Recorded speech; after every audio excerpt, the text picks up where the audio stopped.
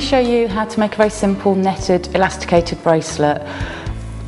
I'm using 4mm and 6mm faceted glass beads. You can see this one here is just one colour, but the one I'm going to show you today, I'm actually going to do two colours, the 4mm and the 6mm beads, two different colours, so it's going to be easy for you to see how I'm actually making it.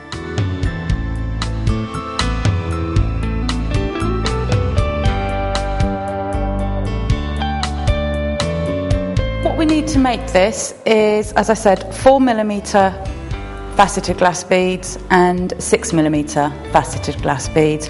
You don't have to use faceted, I just find they kind of fit together quite well in the netted pattern. I've got two different colours just so that it's going to be easy for you to see what I'm doing. Obviously you can use two colours or you can do it all one colour, just whatever suits you. I'm using elasticity, which is the sort of stretchy nylon-y type thread. I've got clear here so it doesn't show. I just find if you use the elasticity, you don't need to worry about putting any kind of fastening on the bracelet. You can just slip it on and off because obviously it's stretchy. Don't need any tools or anything like that because we're just going to knot the elasticity at the end.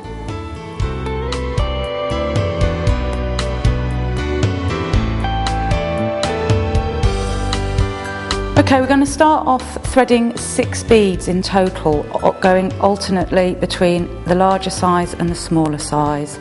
So I've got large, small,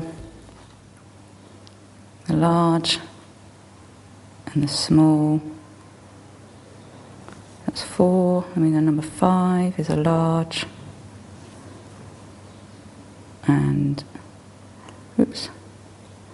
number 6 is a small. Okay, then I'm going to take the thread back up through the first large bead.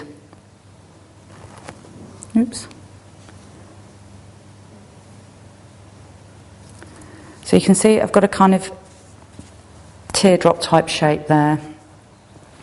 I'm then going to thread 3 more beads, small, large, small, and this is what we're going to be threading really for the whole of this bracelet, is small, large, small. So, and this is why I've used the two different colours so you can see more easily which beads I'm doing at any one time. So you can see there I've threaded my 3 beads, small, large, small. I'm then going to take this thread back through that large bead, so we're kind of making a bit like a figure of 8 kind of shape. Okay, so it's like that. Okay, now it doesn't matter which end of the thread you work from. I'm just going to take this end now because that's obviously a bit short to work with, but you can work both ways, and what we're doing is we're going zigzagging up and down the width of the bracelet. We're not going round, it's zigzagging up and down.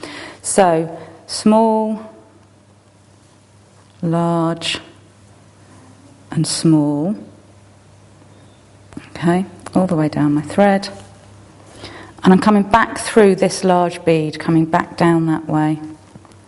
Now the elasticity sometimes is a bit tricky to get through double. It's a bit like cling film in the way it almost grips to itself, but persevere with it because I think the overall result works very well with it.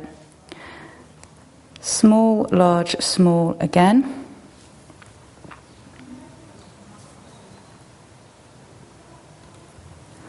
All the way down the thread. And I'm coming back up this large one this time. So again, it's this zigzag. It's up and down.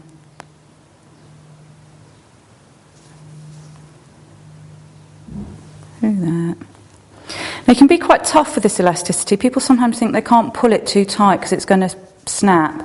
But it is actually quite tough. This is a 0.5mm elasticity I'm using here. Any thicker, and you won't actually get it double back through the beads. So small, large, small, and this time I'm coming back through this one. Once you've done about this much, you can really see the pattern coming with the beads. Get that through there. And then it's much easier to see with this sort of work. It's often the starting off which is the most difficult to follow.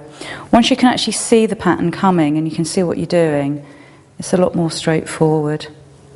And to say, because we're always doing small, large, small, you don't really have to put too much thought into it once you get going. So this time you can see we're going to come back up this one towards me, so you can really see that pattern going now. Once I've done this one, I'm going to show you, I'm going to bring one in that's nearly finished so that I can show you actually how carry it on. So you basically just keep doing that all the way along. Depending on the size of the wrist you've got, depending on how tight or loose you want it, will vary. This one, for example, has got 50 of the 6mm beads in it and 100 of the 4mm beads altogether, just to give you an idea. But as I say, it obviously depends on how large you want it. Here's one that I've made long enough. So to finish it off, you need to just join the ends up. Now, if you look carefully, you can see how on here, this row bulges out slightly further than the bottom bit. And on here, I've got the opposite. So when I join them together, they'll fit in. If I had the bulging out on the top on both bits, they're not going to fit in together.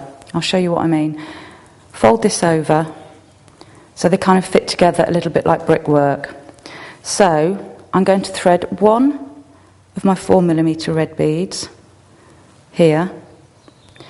And then this thread from this side, I'm going to come across and come down this side. So it's like kind of lacing them together almost. I'm going to zigzag across to join them up. So now my thread's in the middle. So I'm going to put on one of my 4mm beads just to finish off the pattern running through the middle. Then this thread, I'm coming across and I'm going to come through this larger bead here.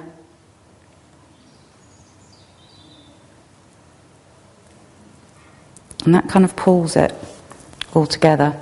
And to finish off, I just need one more of the 4mm beads on the bottom. So I thread that on. And now all I need to do is just tie the two threads together. So literally just knot them. Now because this elasticity is a bit like a nylon thread, the knots will slip undone.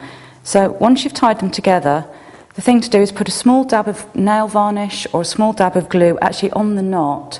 Leave that to dry, that will set the knot, and then you can trim the tail ends off and you've got your bracelet. As I say, depending on how big you want it, you just use a few more beads in there. But that's it, no tools, nothing, done.